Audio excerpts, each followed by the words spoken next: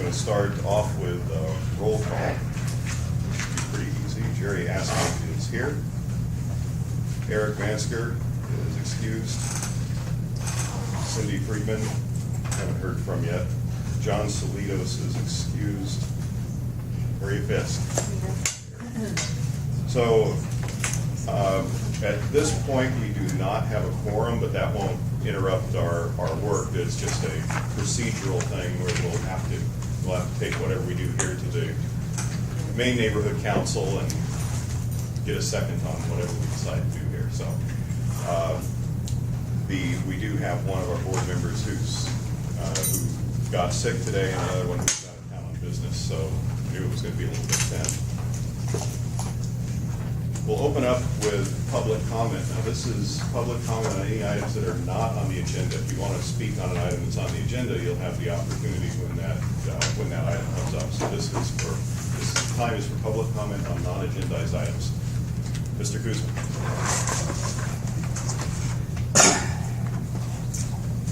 Hello, everyone. I'm William Kuzman. I'm a stakeholder. I live in Granada Hills. I've been attending meetings at the neighborhood council here for just about a year and a half now. And one of the things that I, unfortunately, am still having a problem with, and I'm not ready to give up yet, is the notification of the meetings.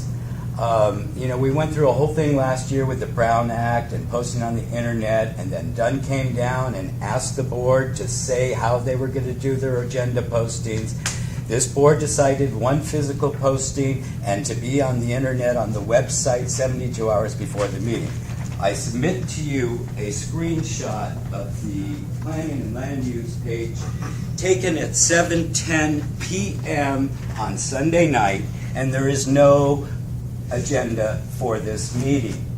Also, the meeting is still not being placed on the neighborhood council calendar. Now, you tell me you have a regular meeting at a regular time. What's the problem in having that meeting on the calendar? It just doesn't make sense to me. So hopefully you can do something about staying in touch with us and letting us know when you're having a meeting. Thank you. And you did raise the issue about it not being on the calendar. Last month, I spoke to our webmaster, and from what I understand, it is on there now, but it may have been after this, because I just spoke to him a couple days ago to confirm. Well, the meeting's tonight. After this is not doing any good for anybody. The webmaster is part-time, and it's not the webmaster's responsibility to make sure that the agenda is posted on the website in accordance with the Dunn rules and regulations that this board agreed to abide by. There's no excuse for it. You can't blame it on the webmaster. If you have to turn it in 3 days later to make sure it's up 72 hours before, then do that. Mr. Kuzma, we're not going to do that. We have notices that come from the city. It's not there. It's a violation of the Dunn regulations. I'll file the grievance at the general meeting. We have notices that come from the city hours, literally, before that 72-hour deadline, which means I cannot create this agenda until I've received those items from the city. Otherwise, we have to put it off till the next month to be heard. Therefore, these agendas are generated 72 hours prior to the meeting as required. And incidentally, it was Dunn who changed the policies to require only one posting location instead of 5, which is what we follow. We have always followed the posting requirements. That's a false statement, Mr. Askew, and you know it. Despite the pictures that you have taken of blank walls, I have corresponding pictures of the wall next to it that has the agenda posted on it. Sorry, it's an ongoing problem, and I hope it can be resolved without another grievance. If you wish to file another grievance, Mr. Kuzman, that is your right, and I encourage you to do it if you feel it's necessary. Very good. Thank you. Any other public comment on non-agendized items? Okay. Seeing none, we'll move on. I realize many of you were here, most of you were here about the cell towers, so I'm going to move that up on the agenda so that we can take care of that and hear everybody and get you on with your evening. So this is an appeal of the proposed cell tower at 10341 North Woodley. Is Jill here? Jill, I'd like to invite you to speak, if you want to, about the appeal that you made. Okay. First, can I ask if anyone is here from Synergy? Because I noticed that there was something about Synergy on the agenda. Yes, ma'am. Okay, and your name is? Walter Brecky. Okay, great. Okay, thank you. First of all, thank you all my neighbors for coming on short notice. I appreciate that. It wasn't the fact of, I should have put out the planning, we should have been on it earlier, like I should have set that out earlier, so I apologize for that. I am a Granada Hills resident. I went to Mayall Elementary School, Porter Middle School, Kennedy High School, and I did my student teaching here at Granada. So I've been involved in this neighborhood a lot as a parent, a foster parent, volunteer big sister. We have a second cell tower that's being approved, or it has been approved by the city, and we are very concerned because we think that it didn't go through proper channels in terms of having our neighbors notified in time. We understand that in April it was on this planning use committee agenda. None of the neighbors knew about it. Then they actually spoke on June 4th. None of the neighbors knew about it. Then we went to the July 1st meeting down in Van Nuys. That was the first where it was approved that day. We still, to this day, we've been requesting meetings. We still don't know where the site is. We don't know where it is proposed. We still are asking for it not to be on that site. We already have one huge 80-foot tower that's there. And I'm just going to get real. I know the federal government says that we are not allowed to talk about cancer and a lot of that kind of stuff. But we have to be real too, because we are neighbors. One of my neighbors who's directly next to it has developed cancer since the first one went. Several of the people in the condos on the property line right there have developed cancer. Now, we cannot say that this does or doesn't, and legally we can't bring it up. But we need to bring it up because we are neighbors, and if there is a site that's right next to a property line, and if we can move it to a commercial site where people are only there for 8-hour sites instead of living in their homes 24 hours a day, or if we can move it onto Woodley where it will not be next to any homes, then that's what we want. So we have been frustrated. There's a lot of information that we don't know. And so I don't know whose fault it is, and it's not really a finger-pointing time.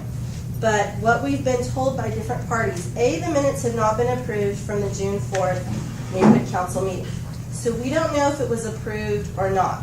When we went to the last meeting in August, the minutes were not approved again, and half of the board said it wasn't approved, and a couple members said that it was, but that Synergy was asked to come back and to answer questions.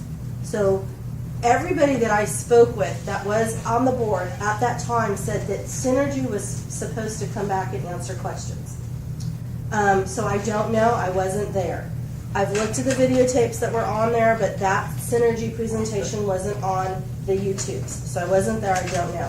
What everybody has said, and from the board members I've talked to, they have said that Synergy said at the June 4th meeting that the neighbors were made aware of it, and that was the reason that they may or may not have given approval. And based on the June 4th Granada Hills South Neighborhood Council meeting, that was one of the main reasons that it was approved on July 1st at the Van Nuys Planning Commission. And I'm probably misstating the name, down at Van Nuys.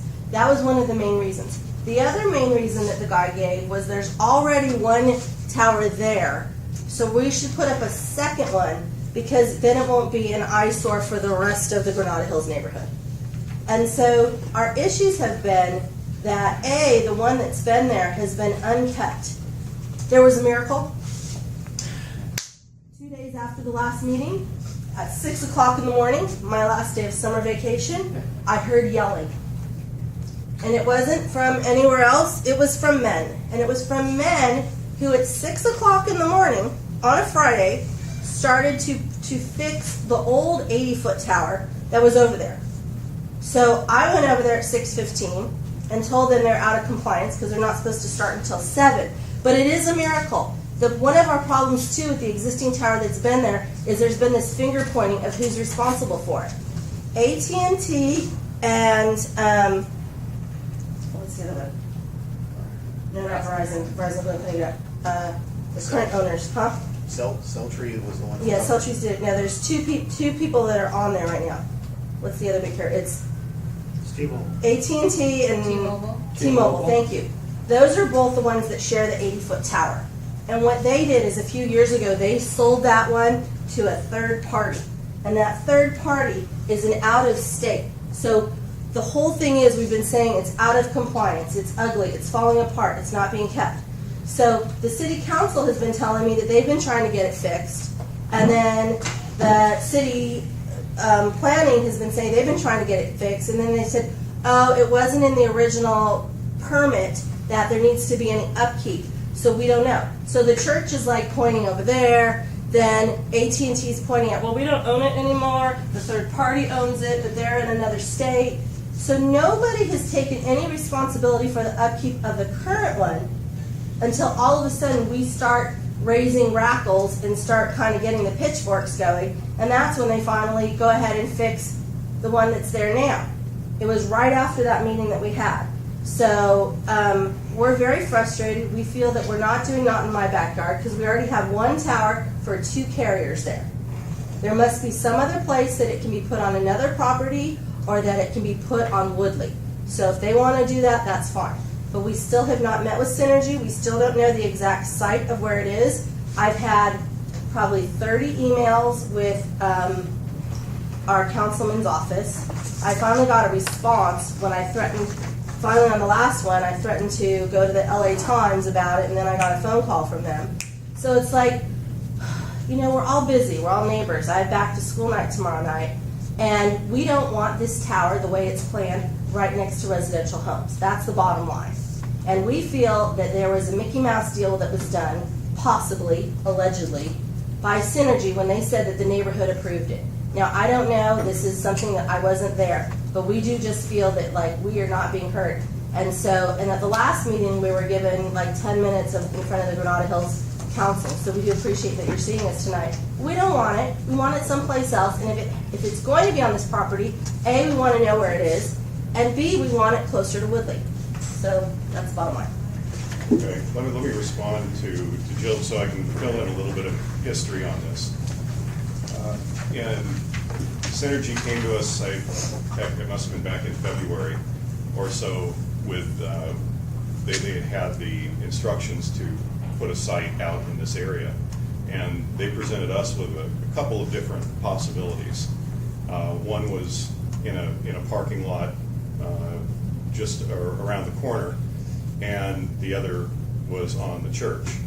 And you know, trying to weigh between the two, where we came down on it was, well, if we've got a choice, we want to have it in a place where it can be farther away from residences. And this parking lot was very close to some residential properties right there. At the church, there were opportunities to locate it farther away. So that was our initial opinion on it, just off the cuff. Synergy came back a few months later with the actual proposal and worked out some rearrangements to move it just a little farther back. And I think, Wally, you have the drawings? Yeah. So, okay, so we'll be able to let everybody get a look at those today.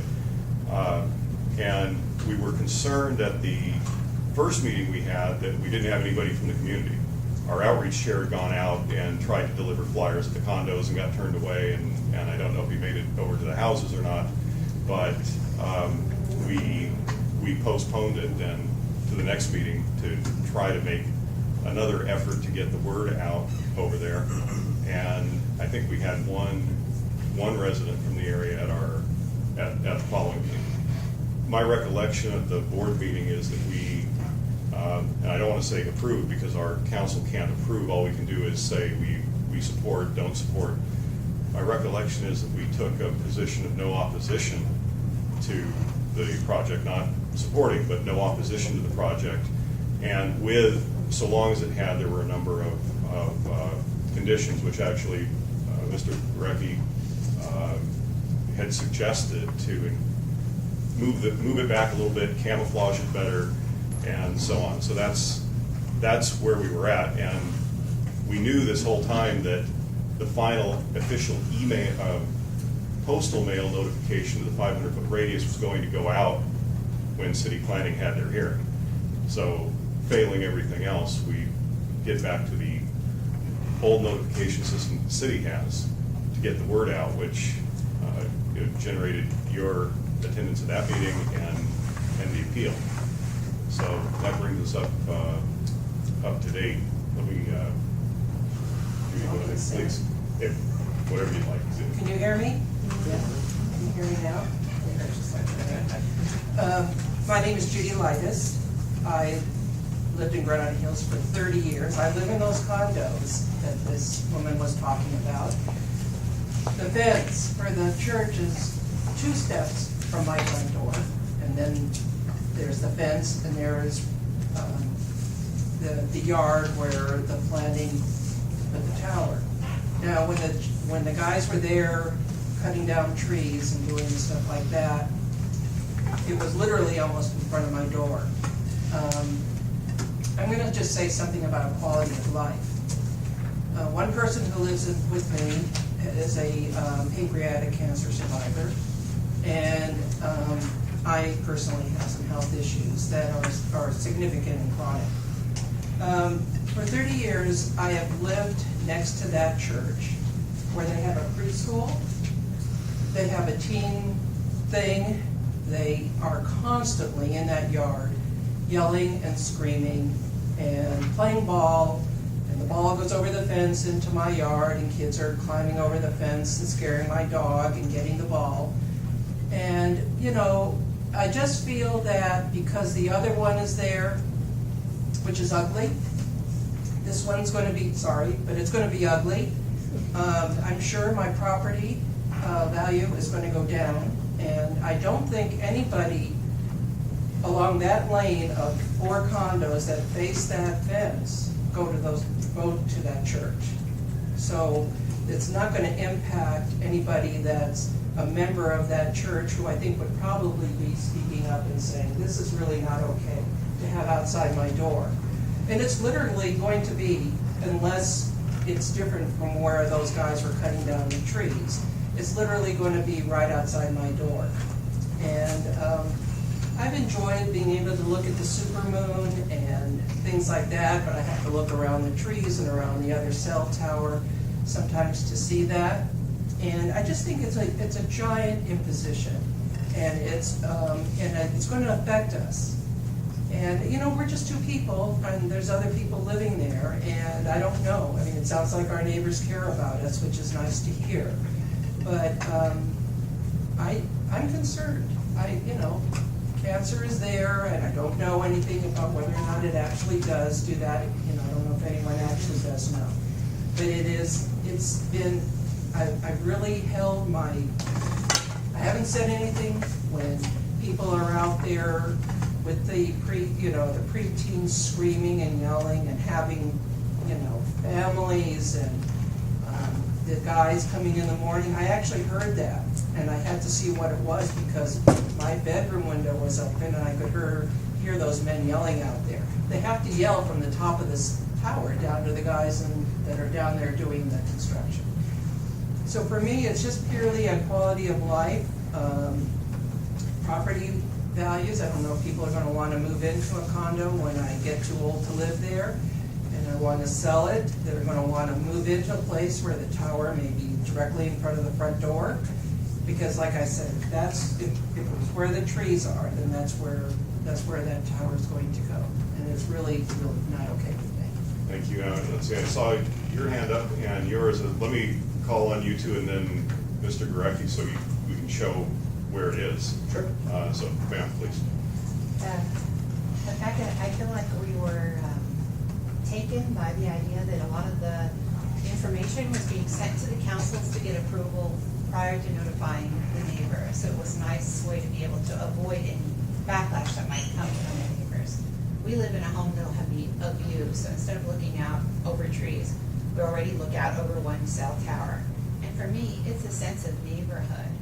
I don't understand why we would choose to put a cell tower in a community where once you come off of Woodley, there's a huge sense of pride of ownership on our block. We spend a lot of money and a lot of time to make our neighborhood feel good and have pride in our neighborhood. and a sense of a residential neighborhood. Once you come in off of Lily, the reason why the street doesn't go through is so that we have that sense of suburban community. To put a cell phone tower, a second one up there, is an eyesore. It hurts the property value. It diminishes our even wanting to go out to the front of our home and reseed our lawn and paint our fences and plant my garden, because I'm now gonna look up and see this second cell tower. So the other evidence of the fact that we were not properly notified and had the opportunity to stop this before it even got this far is the fact that we don't even know exactly where the location is. There's been a huge amount of confusion about where on that map the actual cell tower is.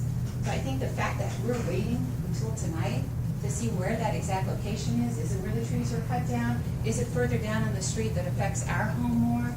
Is evidence of the fact that the notification has just been improper all along. And so I'd like to backtrack and ask you guys to unapprove whatever you approve, to give us a chance to share with you our fear that this is gonna ruin my sense of community and my sense of neighborhood, property values, and my outward sense of pride of that street. Come and drive down that street, and you'll see that 80% of our homes are in such beautiful condition and shape, and we really care.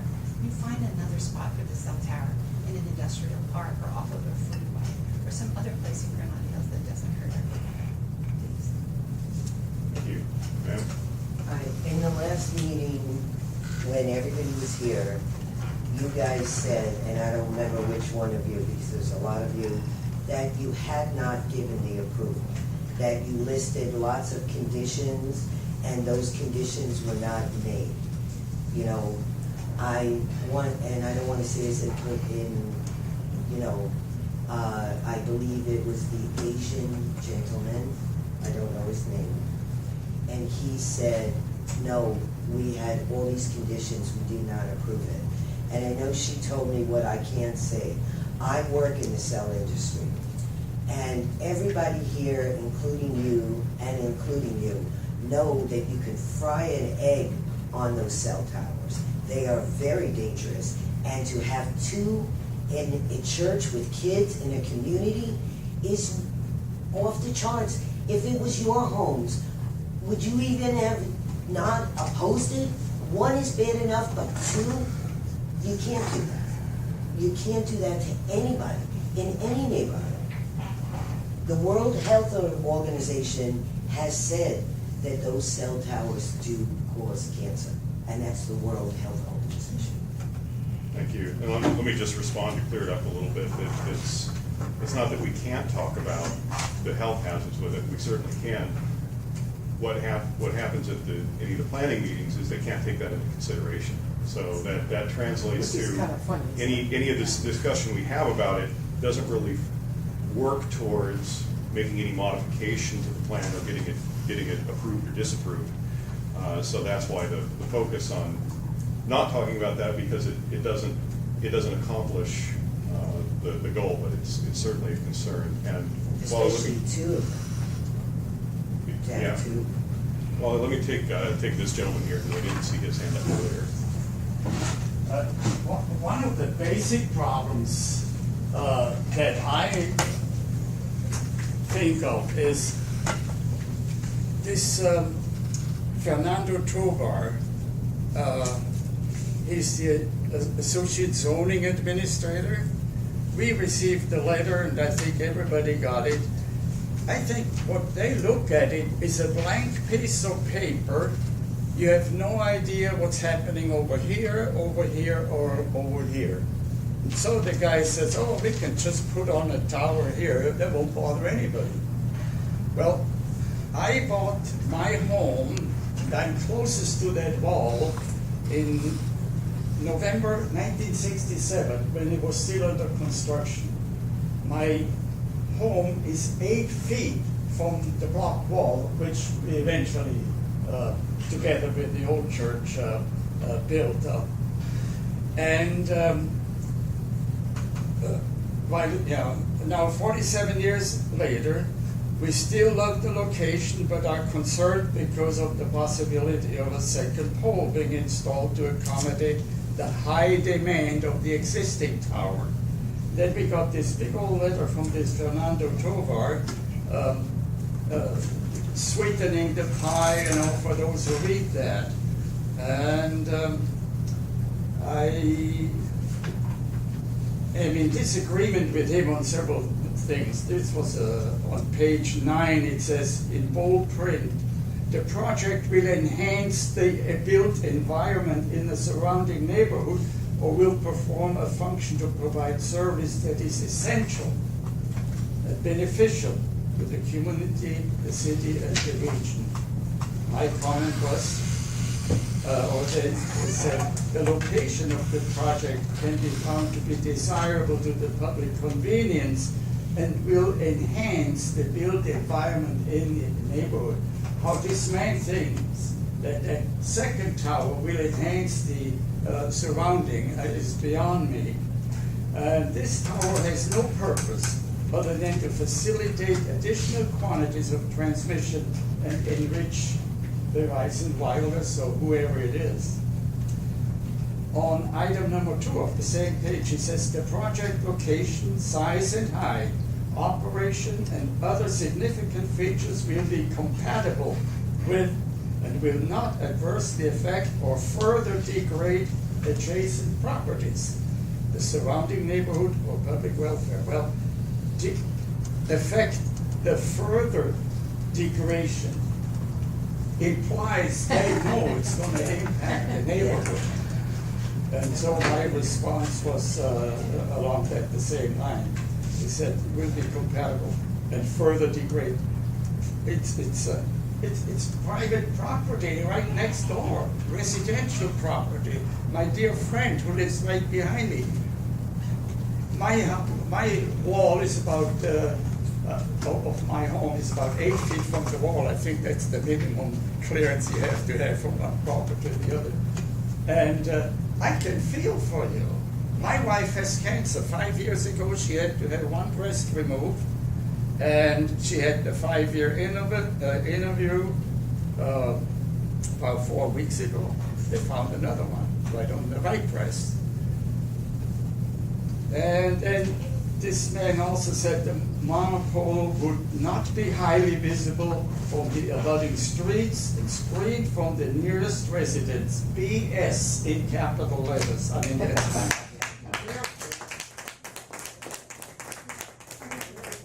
no visual impact that are anticipated to result from the installation of the communication tower. This man has no idea, this Tovar or whatever, Tovar, what he's talking about.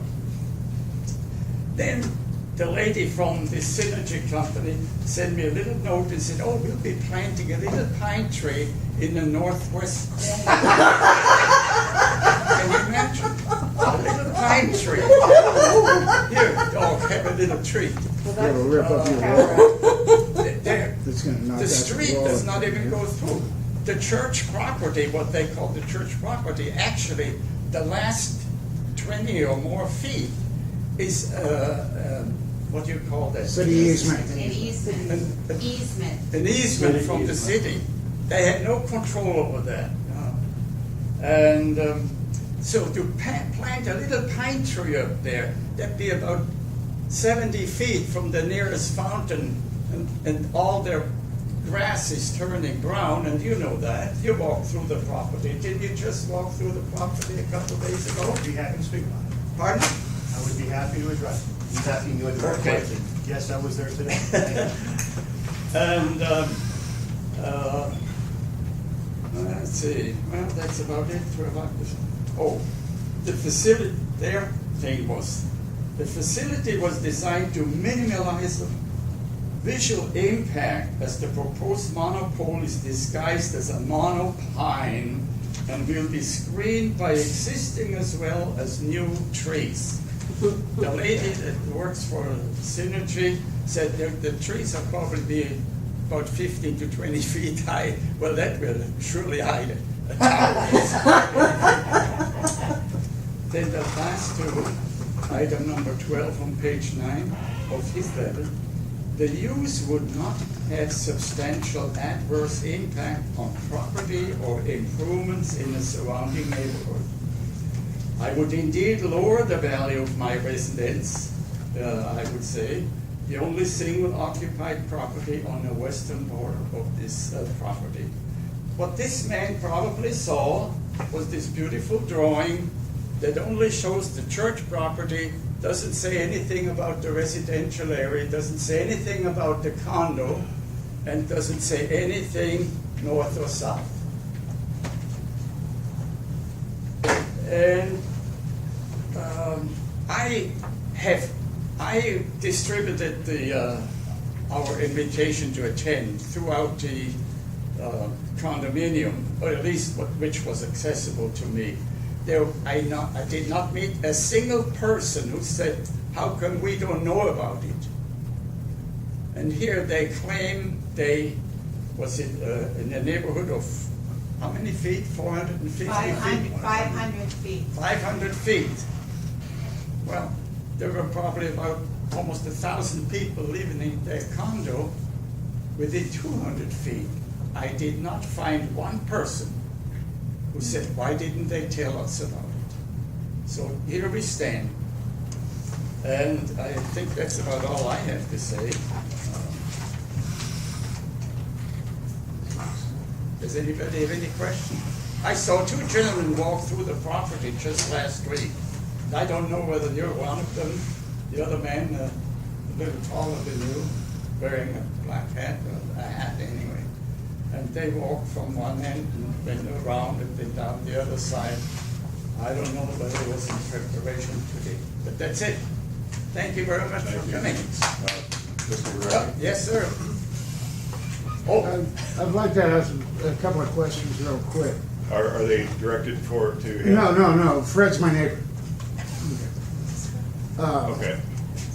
What is to stop saying is we've already got one there, and now, well, we might as well throw in another one.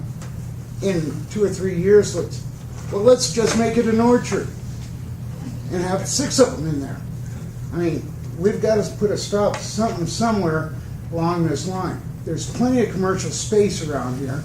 There's right back behind Smart and Final, there's a parking lot that has 4 storage bins for a party rental place and has about 5 parking spots that are occupied, and it's probably got 40 parking spots in there. Why can't they put the tower in the middle of that? If you're talking about that was the residential they didn't want to disturb, right next door to it is an apartment building that I happen to know who owns. It's Chappelle and Chappelle Industries. And I talked to Greg Scott. And Greg Scott has told me that those apartments are constantly vacated on a rotating basis of less than 1 year. So, if we're just worried about disturbing people that are going to be there 6, 7 months as transitional, what about the people that have lived there over 40 years? I've been in that house 43 years. You've been in that house 43 years. You've been in that house 45 years. You've been in that house 40 some odd years. You know, give us a break. We're the ones that have invested in these properties and taken them. You go down my street, there's not a house that has not been upkept. Out of, say, 25 houses, 22 of them have been upkept to the ultimate. They all have green lawns. Some people have gotten a couple of little brown spots, and a couple of houses even have brown lawns. But that's because of the water thing, and they're just not doing it. We've got to take and figure out something on this. This isn't right. I mean, there's other spots. There's an office building over there. There's a big giant lawn in the middle of it. Put it out there. Okay, let me let Wally show everybody what the project is. If you want to come up and Chair, talk can I about it. have one more question Oh. for Fred? Just a real Yeah, quick go question ahead. for Fred. Fred, the last name is Scheiess. Mr. Scheiss. She's. She's. Okay, I'm Maria Fisk. I've been called worse than that. Sorry, nice to meet you. Anyway, let me just get a little clarification. So you are living in the condos? No. Single, Okay, two-story He home. lives right behind me. right behind you. Okay, now you mentioned something about not getting a notification. Right. Okay, and how far do you live from? Within the stone's throw Okay. of the potential. Really? We're in a different On- house across the street. Okay, On this proposed plan, he's 25 feet from where they and propose you to didn't put the get a tower. notification of the hearing? And I can tell you, I live, Of the that's my dad, of and the I live city across the hearing. street from him. Okay. So I- you all didn't get, you all Any didn't? notification. Really? The Of only of reason the I have city any hearing? paperwork is because I go to my parents' house and I look at his stuff, and Jill posted it, and I live, Okay, one second, she's asking. We did not receive any notification from the city or from this community or this group, and we live across the street from Fred. all Okay. those pictures you have in front of you of a wide open space and facing the church property are taken from my front yard. That's what I look at. You're on Woodley. No, I'm on the corner of Hiawatha and Swinton. Okay. You have to look at the street. It's a very unusual piece of property. Yes. The church property is very wide and it faces Woodley, but actually on the back end with that odd easement, Swinton comes down and turns around into Hiawatha, and that's where the residential area is. That's where our homes for 30, 40, 50 years that we've been living in. That's why John moved across the street from his dad, from where he grew up. It's quite a residential area, and we really care about the way things look. And I put 2 chairs and a garden out there so I could sit out and look at a view, and I don't want a cell tower in my view. And I would feel like it's hard enough to keep up the property values. It's hard enough to add this to it. It's what Steve said, it's unfair. If Synergy had provided you with a comprehensive map that made sense of the neighborhood, you would would know. understand. Our street goes like this, it's like an L shape. There is no intersection. And so all of us in that neighborhood look out over the church field. Right. Can I just say that it goes past my front door, past, and the wall goes straight down past Fred's house, and then down, and then there's still church property that they can see. So it goes, everybody can, all 3 of us can see that property. I open That's the why I've front been door, trying to and there's get- a cell tower. All right, let me Directly in my line of sight. let me ask Mr. Gurecki to go over the plans as they currently are, so we all know where they're planning to put it. It kind of sounds to me like there's a lot of unknowns from the community, so I want to address all those, and I want to try and hit all the points that were mentioned. The first thing I'll mention about the existing tree that's there, It's not a tree. whatever you want to call it. A cell tower. Old pine tree. It was in disrepair from the moment that I first saw it, when I came to look to place a new facility. I had a concern about it. I brought it up with the property owner and talked to them, we're taking a look at the placement where we're gonna put it. I'll go into a little bit more of the history with the plum committee and what I did, but I had made some suggestions to the property owner with what he could do to get that repaired. Not a lot of people understand that a majority of the towers owned by AT&T and T-Mobile have been sold to a company called Crown Castle. They're a tower company. So there's been a huge influx of towers that are now under the control of Crown. When Crown was notified about it, they're currently understaffed with trying to take on that load, but they did start working on it, and the process began to get it rebranched and taken care of. And it was rebranched about 3 weeks ago. I stopped by there today to take a look at it, so that was addressed. And I actually, when I came before the pump committee, it's the first thing I mentioned. I said, the tower that's there looks god-awful. That's not the way it was built, that's not the way it was designed, it shouldn't look like that. And there is something that can be done. It's out of compliance with the COAs. The conditional use permit can actually be pulled for that tower, and then you have to take it down if they don't act on it. So there is something that can be done. And one of the things that I recommended to the board, to the committee, was to place a condition of approval on the facility that I was proposing, that if it did fall into disrepair, that it would be repaired. So that was one of the things that I did address there. I also suggested a higher branch density level on the tree that I was proposing, so that it was very full, so it looks more realistic like a tree. I have photo simulations and drawings. I don't think I have enough for everybody, but everybody can share. So I will hand these out. I also have photo simulations. I think I've already got it. Well, you're passing those out. Can I ask you one question, because this is a big unknown for everybody? The last meeting I think you were at was the May 28th Planning and Land Use Committee. Would that be correct? I don't remember the exact date. I think it might have, I think Okay, that one got my question is this is the May 28th meeting, I believe, is the meeting that the vote was taken on this particular cell tower. And you were here and you presented. So my question to you is, how did you get, Walter? Yes. How did you get, or what notes do you have as to what motion was made by the committee that was approved? Or by the board at the general meeting that was approved? Here, Fred.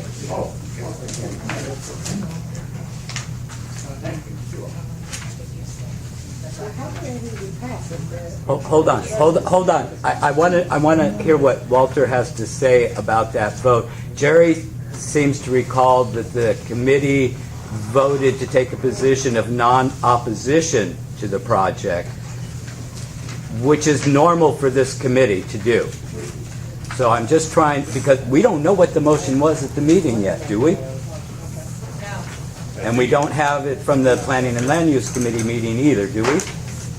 I've got, well, it was actually on the, it would have been typed on the agenda for the main board meeting, which I don't have a copy of, so it would actually be typed out on there.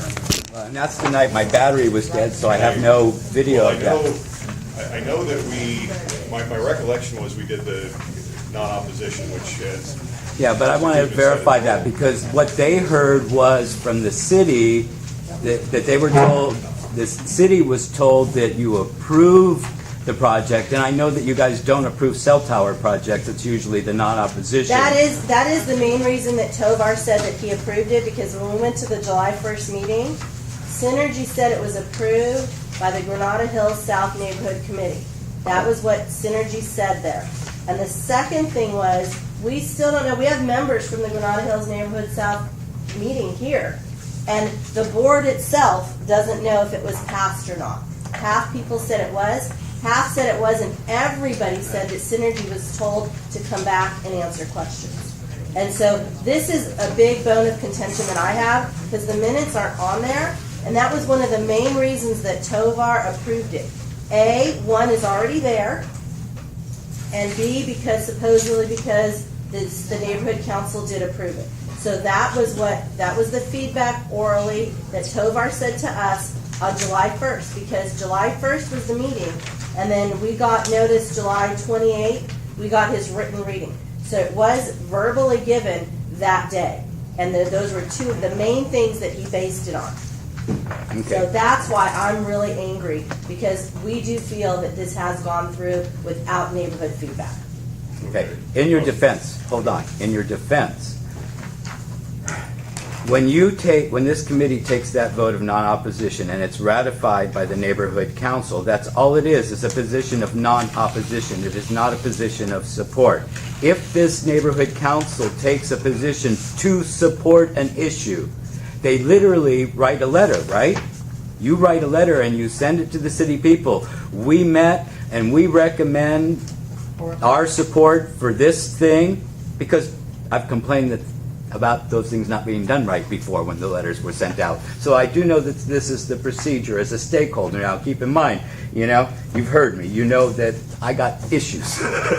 But the point is they are doing what they're supposed to do with regard to these cell towers. They did not vote to support it. So if the city got the impression from Synergy that there was a vote to support without a document saying there was a vote to support, well then poo-poo on the commission for not asking for the proof, okay, and approving the thing. So from my experience, your issue is not with this council, but it's with the commission. If you didn't get notice, which is possible, it's with the commission. I have one Okay, question so- I want to go on record too, and I have a question for you, John. So when Tovar made that comment to you verbally, was that comment made that this council supported? Yes. It was verbal. Yes, it was based on his oral presentation Uh-huh. on July 1st. Was this recorded? Was this in writing? No, there It was, just a there verbal? was, Tovar was there, there's, Uh-huh. when you go down to Van Nuys, there's a commission, Tovar's the commissioner. Right. And Yeah. then there were, from the community, there were 3 people. Brian O. was there from Englander's office. You were there along with Sarah Freed of your office. Okay. And that was all that was there. So I don't know, I didn't see anybody taking minutes, Notes. and I didn't see anything being recorded. And again, that's my question, Walter. Did you write notes? Do you have notes? Can you tell us exactly what the motion was? I don't have notes on that.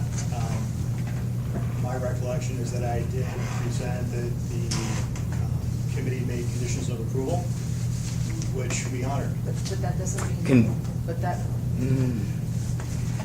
Those would be conditions of approval that are entered. Yeah, you said as the neighborhood PRB council conditions of approved it. approval. That's not the same as conditions of approval. You said it Yeah, we approved. get- Mr. it Sheets gets- is That's there. not, There. that's not the same as Wording, so- conditions. But it's not fair to use semantics against neighbors who weren't informed from the get-go. Yeah, it is Let's a semantics talk about the issue, I city agree. process for notification that I want to do, because there's a representation here that at this point, But if it's we weren't sneaky or notified- rushed through. What's the First- sense of talking about it? The first thing is, I came to this plum meeting before I even started putting pen to paper, before I started putting together a proposal for the placement of the facility at this property to get feedback. So you weren't backed up? This was before we even submitted into the city, before we even designed the site.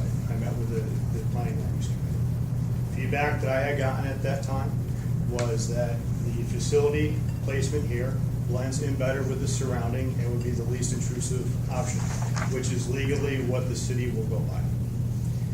So we move forward with that placement at this property.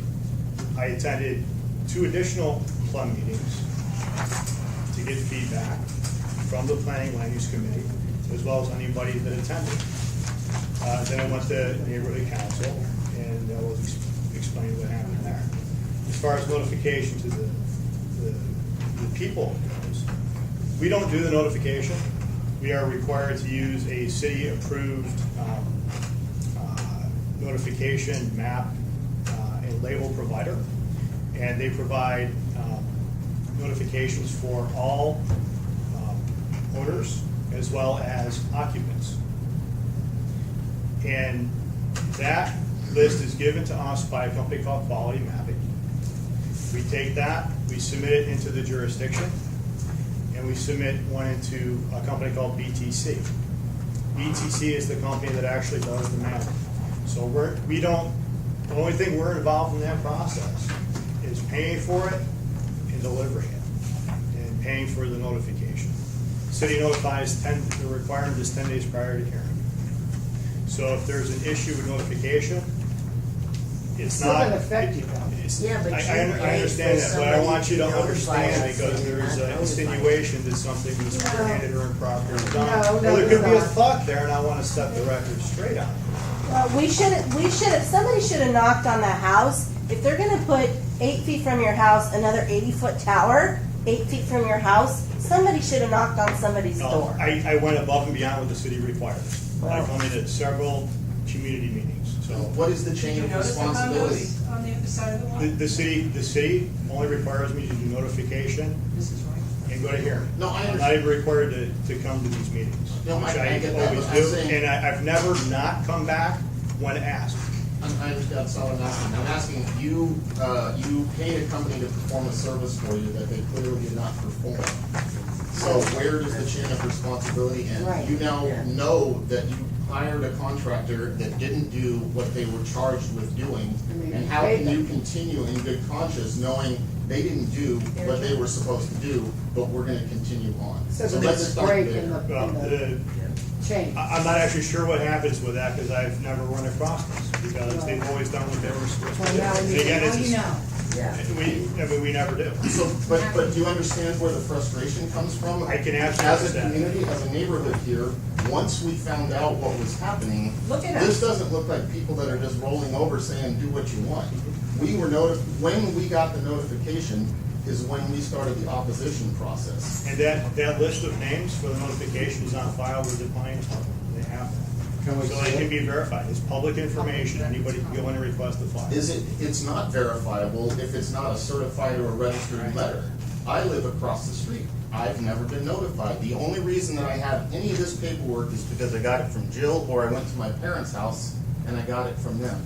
So what I'm saying is your company did not meet its responsibility of contacting the community when you just throw it up in the air and say, we paid them, it's not our business to follow up. They Like did what they were subcontracting, you're supposed to do. responsible for the It's- subcontract.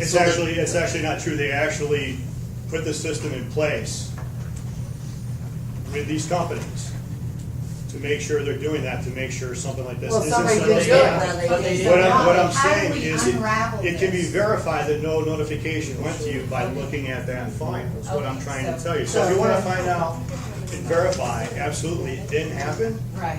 you just gotta look at the file and notification labels. And that's one of the reasons I've appealed, because also the email address that was given of somebody Bleemers was incorrect. Bleemers was Come wrong. on, So it kept bouncing back. Where they get their address notification for property owners comes from tax assessor records. So if those tax assessor No, records. but the email address that all was they come up given with as the is- contact person at Van Nuys was incorrect. I'm just letting you know that We need to you guys unravel have been doing this for 6 months. We found out a couple days before July 1st, right when we got back, we'd been on a vacation. And since then, I've been running around like a mad woman in the last couple weeks. We got the written notification the end of July, right before my school year started. Writing this appeal has taken hundreds of dollars. It's taken hundreds of hours of a school teacher tomorrow. I have back to school night and hundreds of papers to grade. So I'm just saying, you've had 6 months to plan this. We've been, as a neighborhood, to do a grassroots thing, we've had like 30 days since we've received the written, and I've had to unravel and go through all this paperwork to find out. We're not making any money. The church is making some money off of it, and I don't even know how much they're making, what their lease is a month. They're making money. You know, all it's doing is reducing our property values and giving, you know, since the last tower was built is when Mrs. Sheets developed cancer. Can we say it did it? We don't know. Maybe she would have developed it anyway. But you know what? Putting another one 10 feet from your door isn't going to help. And that's what we're saying. It doesn't need to be right here. It needs to be on another neighborhood or somewhere else. Let me get into design, and I'll continue to go through all my points. I will take a look at the notification for myself, because I want to know if. We wouldn't be here But now. it's not about taking a look at it. And I You believe get you. I'm the not saying you're notification. It's all in the appeal. I've written things in the appeal. My point is, I filed to the T what was required of me by the city. with my We process. got that. Nobody's blaming you for that. We just want to know, how do we unravel the fact that whoever you paid money to, that you were told you had to pay money to so that it would be prevented, that they didn't do what they were supposed to do? How do we unravel that? Because we want to stop this. We don't want it to go forward as if we were notified, right? Isn't that it? So let me Yeah. try and answer your question. This is my understanding, and you can tell me if I'm wrong on this. The contractor that does this is actually contracted by the city. The city- got that, The yeah. city mandates who it is, so it's not really their That's what we're saying. subcontractor. We're Now, trying to- the But way- they paid them to do Now, the it. way you, let me get to that, the way you unravel this, if your notifications didn't come out, Right. then, you know, if one person comes forward and says, I didn't get noticed, the city will typically say, well, apparently everybody else did.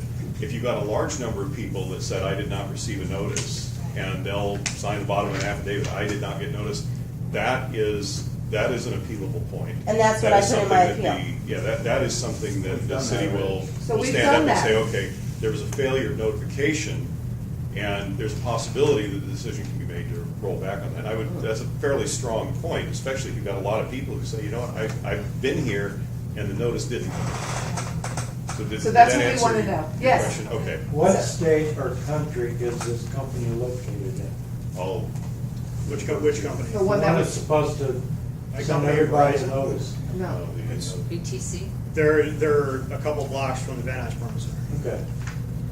At least they're local. Both BTC and Quality Mapping are Yeah. just a few blocks from there. The other question I got, well, I got your attention, why can't they put this tower at Balboa and Devonshire behind the Ralph's Market? Yeah.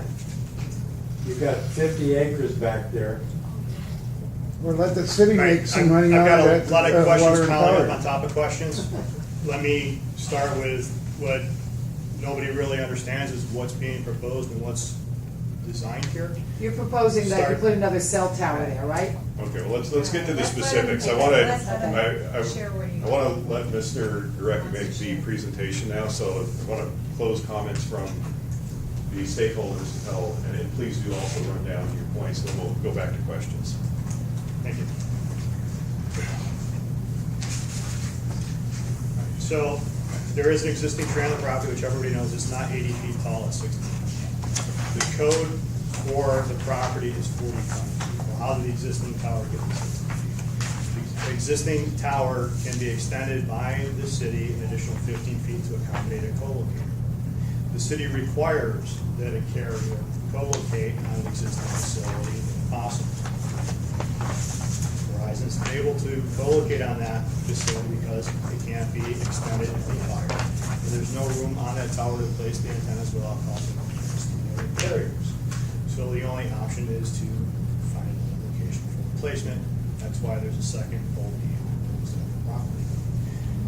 The second pole is the same distance from the west property line as the existing pole.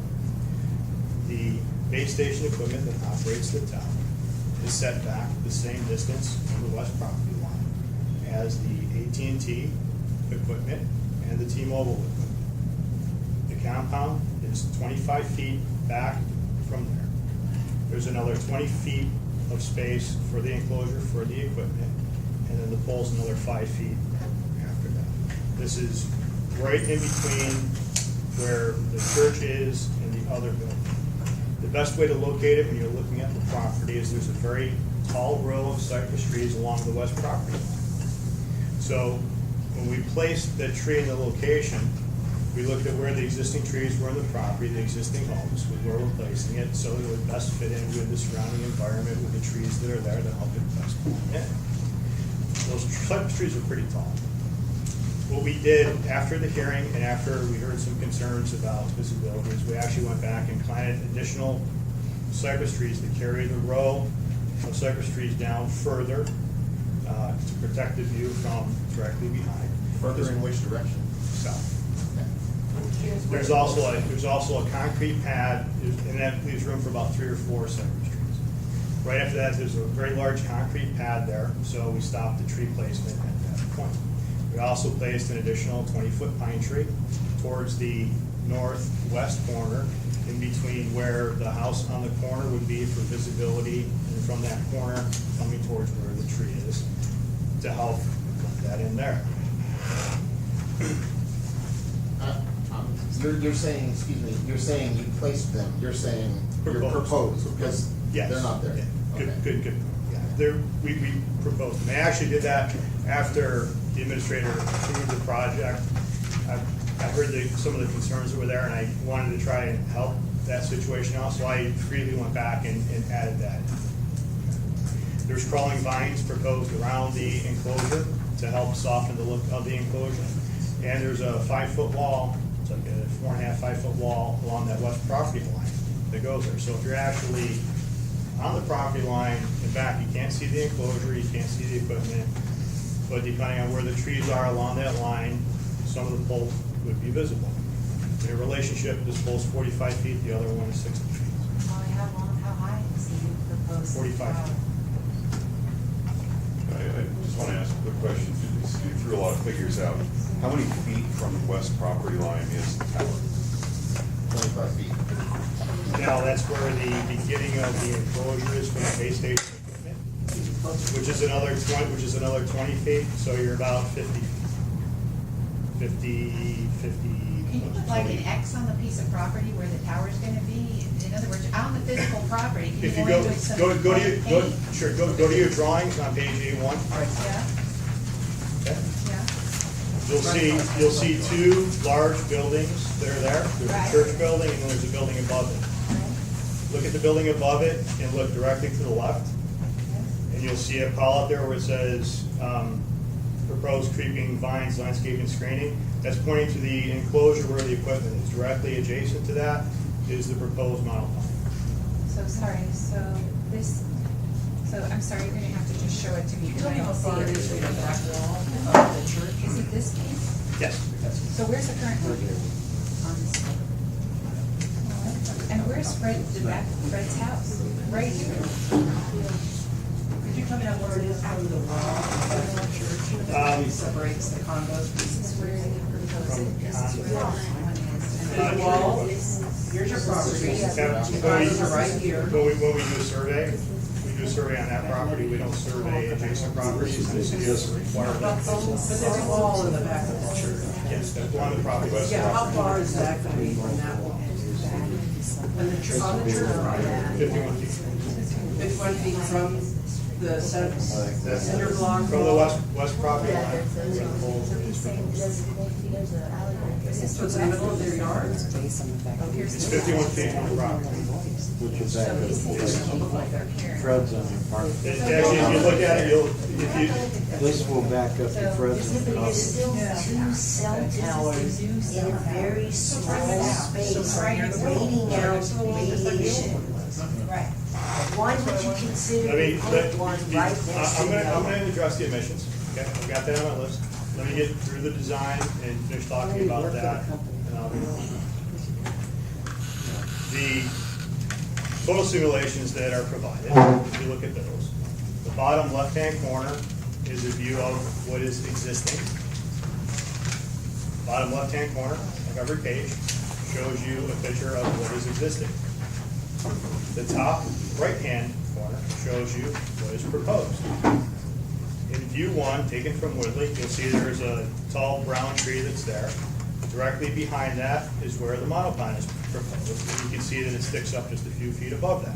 Wait, did you And put you an can also artificial see, monopine in the and you picture? can also see the tall cypresses that running in line with that along the west property line. The arrows point directly to it. Page view 2. That's view one. Can I tell you that the View two. pictures that you provided have nothing to do with any of us as neighbors? None of those views are from our neighborhood. And I would be trespassing if I went on your property to No, you take can those. go on the No. street, right? You walk the property, that chain link fence that Yeah. looks at our beautiful neighborhood is public domain, and you can take all the Come on, pictures. Swinton. Let's go to, None of these pictures relate to our neighborhood. So, yeah. You're showing us things that don't apply to us. let's go through the reviews. If everything that you come up with is deception and It's- skirting the issue it's, and not taking responsibility, the whole rest of your presentation here is gonna be viewed with a critical eye. At some point, you gotta say, All right, let's stop let's- and regroup and let's- stick with let's- facts, but you're not using facts. Well, you're making a lot of accusations and No, I'm no. not able to talk. okay? If you go to view three, back from where that corner is and where this gentleman's house is, you can see where the house is, you can see where the wall is, and you can see in the bottom left-hand corner, again, you can see the existing tree, and then you can see the proposed tree in front of that. The top right. So Right. that view is actually taken from, Looks to me like you're putting it through. it's the actually fence a bit. taken from that corner that you're talking about, that you're saying that I didn't do. And you can take a look in the top left-hand corner of the photo simulations, and it actually shows you the exact locations where the photos were taken. So you can see the perspective where the photos were taken. So you're putting in another, it's gonna be a big brick area, 20 by 25, right? Which is larger than the existing brick site that's where AT&T and T-Mobile is, right? See if I have any- When I'm looking at that, it's larger. I think So- it's about the same size as the AT&T space. Well, if I'm looking at this size here, it's bigger. So you're proposing putting in a 20 by 25 brick wall there. And then on the other side of a brick wall, you're proposing to put the cell phone tower. So if you look at the back of that 20 by 25, the property line is 25 minus 20. You're looking at 10 feet from the property line is going to be another brick wall. And the problem one of the problems, this was the other thing that was upsetting to me, there's a lot of noise that comes from that T-Mobile site. And you told me that it was from the generators, and that the generators come on after the power's been off for 8 hours. And so right after that, the court date, I went over to, and the AT&T guy let me inside, and what makes all the noise is not the generators, it's the fans. The fans make a lot of noise because they have to cool the equipment. So you didn't mention about the fans. I'm a history teacher, so I don't know how this works. So what makes all the noise are the fans, not the generators. So you're putting in basically... And the amount of noise you're talking about is very minimal. I had Sarah ask you if I could bring you to an existing Verizon site to show you the sound Yes, levels and I've been and actual waiting site for that's it. there. My response that I got back was, I'm still appealing. And we did reach out for that, and I'm still waiting for that. I will bring you, I'll bring a member of the committee, I'll bring Brian L., and I'll bring one other person. And we've been we'll asking- We'll go to an existing facility. And I told her to please set up the I'll date. show you exactly what the sound levels are there. We'll also go to the existing compounds, the two that are there, where T-Mobile and AT&T are, and we'll go listen to it. Okay, but listen, we had to file the appeal, otherwise it was going to happen. And That's- so that's I fine, respect that. had like 5 business days to get together an appeal in a neighborhood and file and have to pay and have to wait for 3 hours myself down at Van Nuys is what I had to do to appeal this. Legally, that's what I had to do. So I've spent many, many, many hours unpaid on this. So, yes, I asked for the meeting. I have asked Englander's office. Everybody has been copied on all this stuff too. I've asked Englander's office for them, Englander or Brian O. or Hannah Lee to come out, and I've asked Sarah Freed too, to do where you can either do the paint or the string to show us exactly where it is. I have made numerous, and I know several of you, Mr. Trinidad, you've all been copied on all those requests where I've been asking them to do a meeting for this. So we want to know, okay, this is where it is. We hate this idea. Where else on the property or where else can this thing go? Because where it is now stinks. It's loud. Do you have it's too an close. alternate site? But I have a question pertaining to the sound, which is what you were talking about before we got sidetracked. Okay. Sure. Do you know what the decibel rating is of the equipment? It's under 66. Do you have- 63 is I think either 62 or 63 is the conversation. So, I can get those specs for you. Better yet, I mean, the specs are great. Like I said, I'll bring you to. no, I have a question. Yeah. Do you know what the decibel rating is? I'm told it's below 66. I don't have the exact spec on it. The highest piece of equipment that's on there that would make the most noise would be the generator when it kicks in the case of emergency only, which is 66 decibels from 60 feet away. Okay, so you would say it's pretty silent? Yes. Then why is this letter from your office state that the trees will be planted to reduce visual impact as well as reduce potential noise from the site? Because there If was they're a current, silent, why because would there you was need trees? there was a concern expressed by it, so I'm putting it there. My assertion is that from his property and from there, I don't think you're going to even hear it. It's a low hum. It's not very loud at all. I will meet you on site to listen to it. I've got no problem I've with been doing there that. since 1968. And you can hear the site. Well, you know that if we go to sell the home, that we have to disclose that those sites exist. If we go to sell our home, someone's gonna come and look at it. Property Two little values. kids I'll address got a those next. property.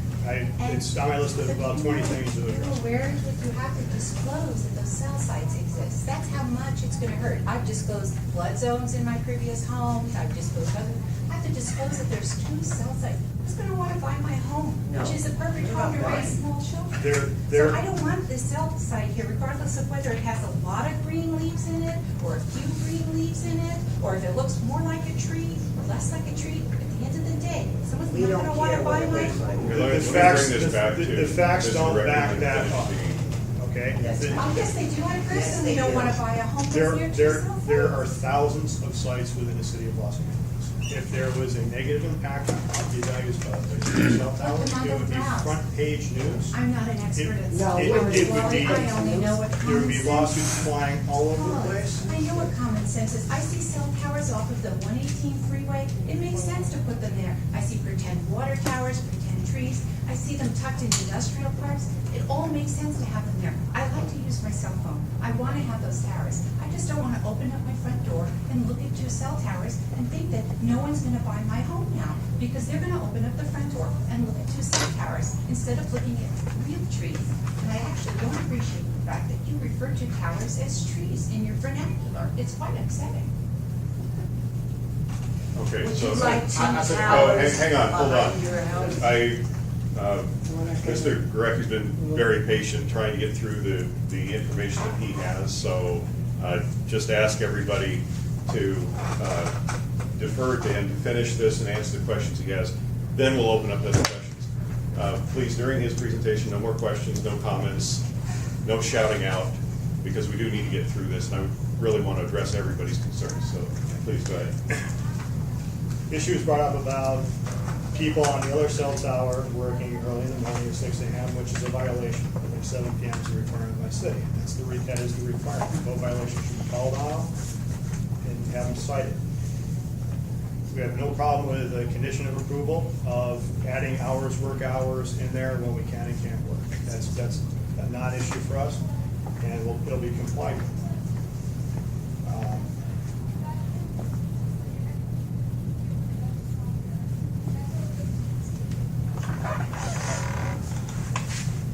Emissions, let's go straight into emissions. When we talk about emissions, you made a statement that the World Health Organization states that it causes cancer. That's absolutely false. No, it's absolutely true. It does not. I've been on the website. Okay, next Hundreds, time I will print hundreds, stuff hundreds of from times. World Health Organization. Ionizing radiation causes cancer. Non-ionizing radiation. This is not ionizing. What does that mean? That's not going to make you feel right. So the FCC came out with a limit that they have for cell tower emissions, and that's basically their safety margin. And it's based on a 100% scale. Okay. Typical one carrier output of emissions is about 5%. 3 carriers, it's about 15%. Safety margin, we'll say it's 25%. Okay, so we're at 25% of the emission levels of the 100% that the FCC says is safe. What does that mean? How does that compare? How do I get that?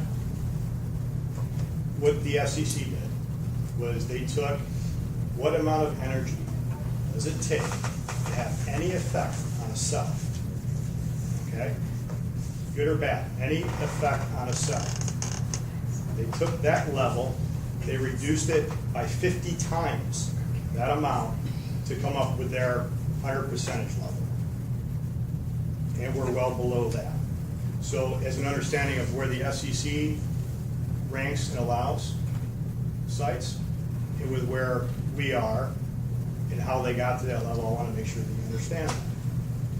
The World Health Organization actually states that the cell tower puts out about the same amount of emissions as a cell phone that you're holding in your hand right there. So put it in perspective, the amount of emissions that are coming off the tower. That's all I'm asking. I'm happy to provide and forward additional information that I have regarding this, with links to the World Health Organization, with links to the American Cancer Society, and other information that I have. I also have a report from Jerry Bushberg, who's one of the foremost experts in the nation on emissions, who actually reports to the FCC on this matter. So I'd be happy to provide that information to you.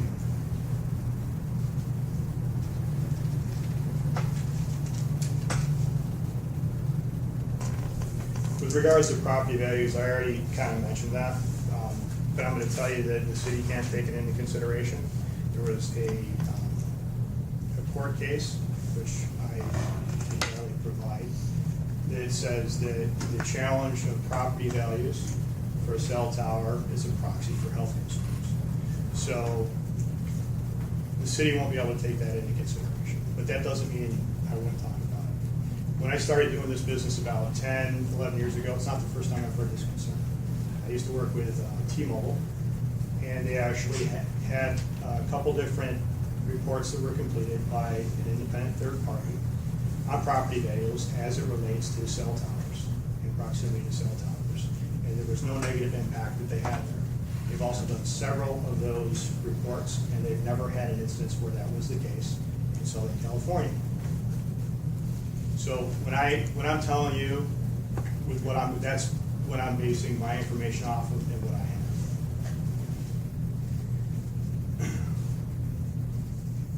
With regards to the proximity of residential and placement of facilities, the city actually allows cell towers on residential properties. We place them on multi-story apartment buildings all the time. They're allowed in residential zones. So the city doesn't take into consideration proximity under the code to residential. Screening from residents, I kind of explained we try to do with the additional trees with the placement there was actually to try and help screen that view that's there. If there's additional comments on that, I can take that back and see what I can do with it. I was asked by the council district office to see if there were other locations on the property where we can go, where we can place the facility further away from residential. The first location we were asked to look at was in the southwest corner. There are two setbacks in that corner that are 25 feet from the rear and side setback of that property, so we wouldn't be able to place the facility there. The other location we were asked to look at was directly behind where the church is, pushing it about, I'd say probably another 30, 40 feet back from the current location to come up close to where the church building is. There's an overhead line that's going there that prevents us from putting the pole in that exact location. And there's a very large tree that's there that prevents us from putting it that way because the branches stick out 10 feet each side. So we wouldn't be able to put it right there. City council also asked us about, well, how about in the parking lot? Can you put it in the parking lot next to that space where it's further away? And I'm still working with the church to see if I have approval on that. I have to confirm that there's adequate parking available and we're not taking up required parking. If that's something that would help the situation, I'm happy to do that. With regards to the brown grass, yeah, the grass is brown in the back of the church going all the way back. I actually asked the pastor about that today. He said, I'm going to get a question. I know I'm going to get a question about why the grass is all brown, because there was a point brought up that the landscaping wasn't maintained with enough water for that to be maintained. Well, the landscaping actually is, but the grass is not. And that's because of the current drought situation. They've been doing it for a few years. They've been doing it for a few years. Since 1968. With that. But all the landscaping that is proposed by us will have water connected to it to maintain the landscaping so it doesn't die for lack of water.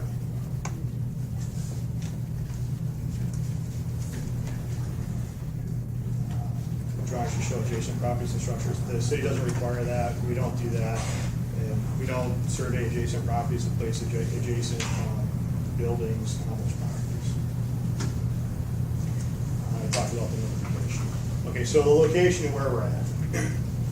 The intersection right there at Devonshire and Woodley is all commercial. There's a lot of small businesses that are there. We actually looked at about 7 or 8 different locations to see where we could go before we even came to that location. So we want to find out what we can and what we can't do in the area. The placement for the cell tower requirement for Verizon is about a quarter mile from that intersection. Okay, so it's a pretty tight area with where they need to place the facility. None of the properties at that intersection have enough space to put the equipment and the pole and not take up required time. The other location that we had that we proposed to the board is a location that was actually mentioned by someone over here by behind Smart and Final? Valley Rental, which is behind Smart and Final in that area. That was the other location that I had discussed and talked about before we went to this location. That area has very few trees. It's all open parking lot. And it's gonna be the same proximity to residents that are there. So when we were looking at the site placement, where we're looking at going, taking everything into consideration and talking to the plum committee, it made sense that we proposed the location at this property. So that's where we went to. That property was considered, and that's where we're at with the location here.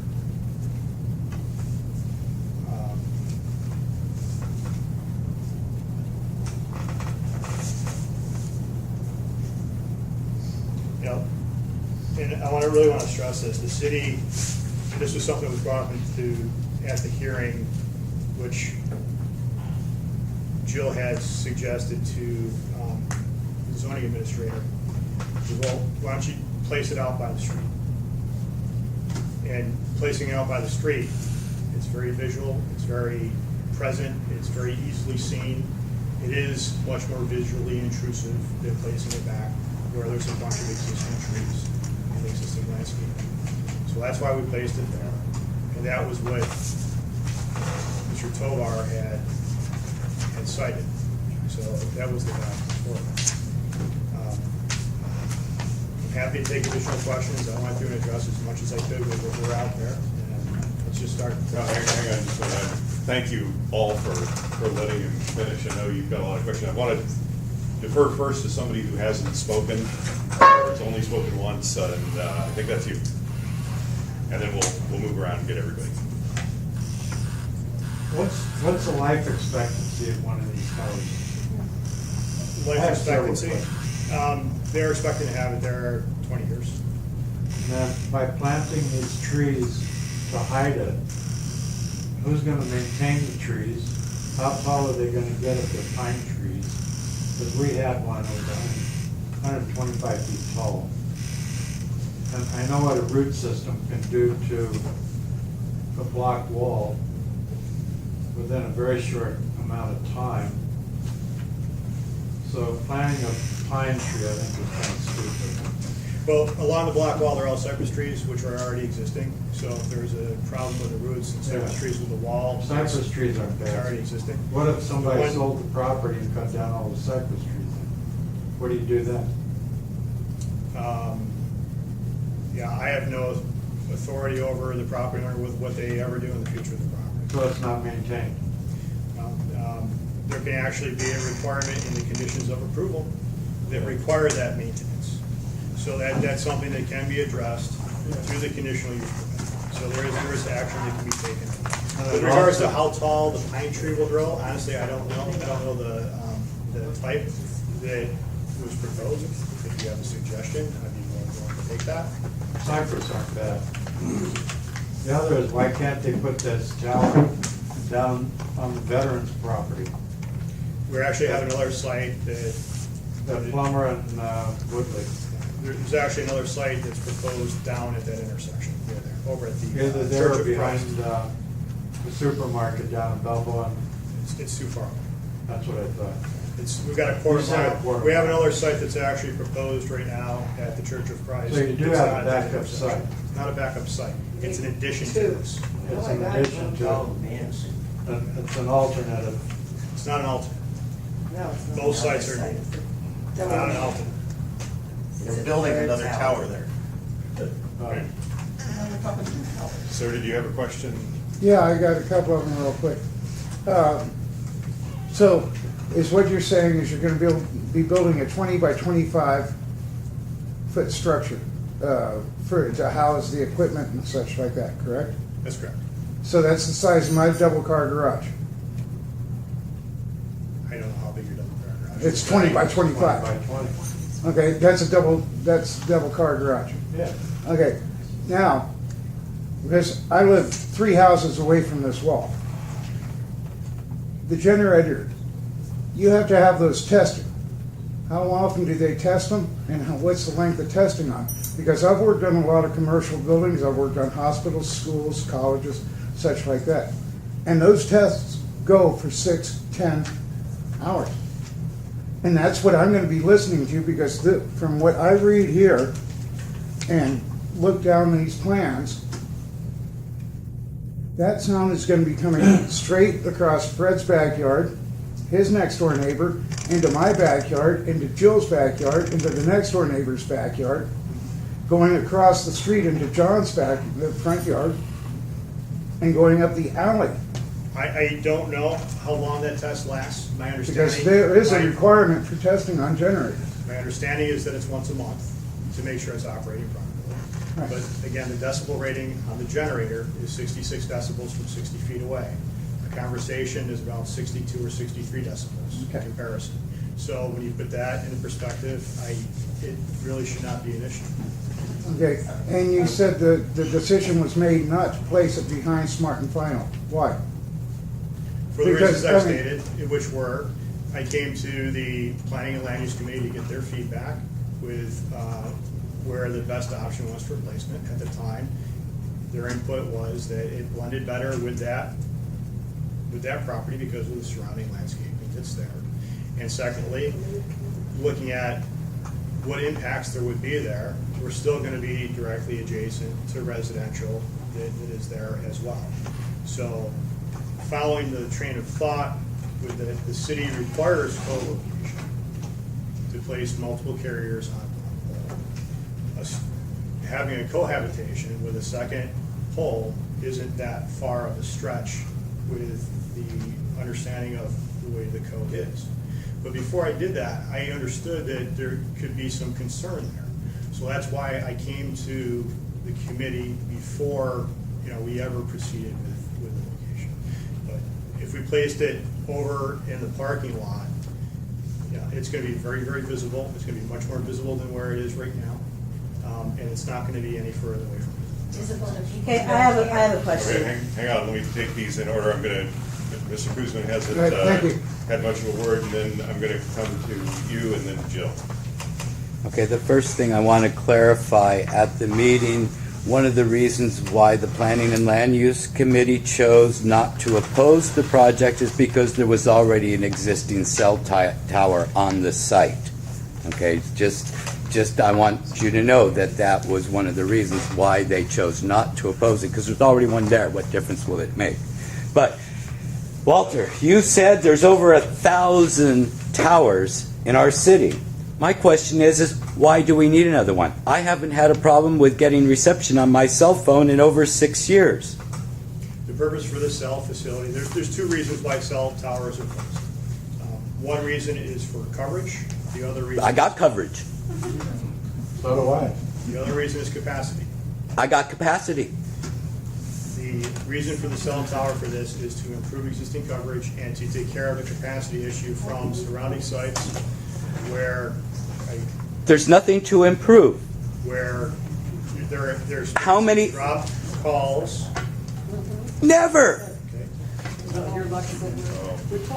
No, my point is, folks, really, these companies, and I was at another neighborhood council meeting where another cell tower was an issue, and somebody brought up the fact that within just a few miles there were 700 or 468 towers and 700 antennas on those 468 towers. And meaning is, why do we need another one? We really don't need a cell tower, period, let alone worrying about where it's going to be put. These people are just putting these things in so they can sell them to that company that's buying them all up and they can make their profits. That's absolutely not. It costs What I more see. money. They got to pay rent. And when the reason why the carriers sold their towers was to get a lump sum of cash